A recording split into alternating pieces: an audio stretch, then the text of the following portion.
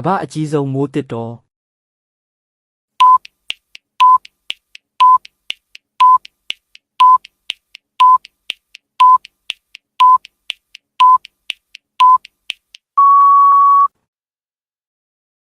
အမေဇုံမိုးတစ်တော်ဟာတောင်အမေရိကတိုက်မှာတည်ရှိပြီးအမေဇုံမြစ်ဝှမ်းအများစုကိုလွှမ်းခြုံထားတဲ့အပူပိုင်းဆိုဆိုမိုးတစ်တော်ပါဒီမြစ်ဝှမ်းကစတုရန်းမိုင်2တန်း9သိန်းရှိပြီးဒီထဲကမှစတုရန်းမိုင်2တန်း3သိန်းခန့်ကိုမိုးတစ်တော်ကလွှမ်းခြုံထားပါတယ်အမေဇုံမိုးတစ်တော်ရဲ့အကျယ်ဝန်းဟာဆိုရင်မြန်မာနိုင်ငံအကျယ်ဝန်းထက်10ဆခန့်ပိုများပါတယ်နိုင်ငံပေါင်း9နိုင်ငံကိုဖြတ်တန်းတည်ရှိနေပြီးမိုးတစ်တော်ရဲ့ဧရိယာအများစုဟာဘရာဇီးနိုင်ငံမှာဖြစ်ကကျန်ဧရိယာတွေကတော့ပီရူးကိုလံဘီယာအီကွေဒေါဗင်နီဇွဲလားဘိုလီဗီးယားစတဲ့နိုင်ငံတွေမှာတည်ရှိပါတယ်အမေဇုံမိုးတစ်တော်ဟာဇီဝမျိုးကွဲအများဆုံးတည်ရှိရာတစ်တော်တစ်ခုဖြစ်ကတစ်ပင်ပေါင်း390ဘီလီယံနဲ့မျိုးစိတ်ပေါင်း16000ခန့်ရှိပါတယ်ကမ္ဘာအရှည်ဆုံးမြစ်ကြီးတွေထဲကတစ်စင်းဖြစ်တဲ့အမေဇုံမြစ်ဟာမိုးတစ်တော်ကြီးကိုဖြတ်တန်းစီးဆင်းသွားပါတယ်ကြီးမားကျယ်ပြန့်လာတဲ့အမေဇုံမိုးတစ်တော်ကြီးကိုကမ္ဘာကြီးရဲ့အဆုတ်ဆိုပြီးတင်စားလေးရှိပါတယ်